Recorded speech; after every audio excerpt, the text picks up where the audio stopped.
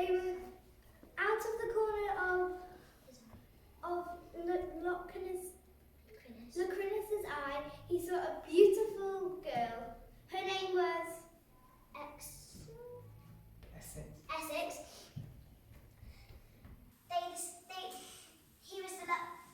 She was the love of his life.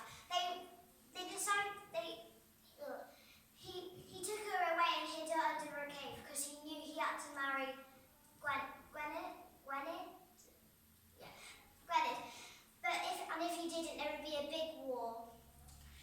Every day, Locrinus would go and see Gwynedd, and every night he would say he would go meditate in his so-called secret chamber.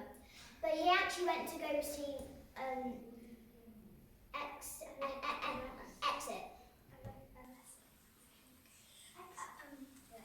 One day, the king died. It was a perfect time to tell Gwynedd what had been going on. She was furious. She screamed. She said, "Either you get rid of her or I leave." "Then leave then," the king said. No, Locrinus said. She went back to gather an army and some soldiers.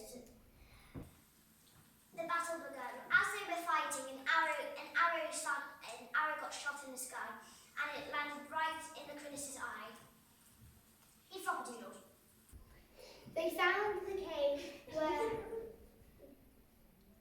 he found the cave where he was storing Excellence and Hafren. They decided to throw Hafren into the river.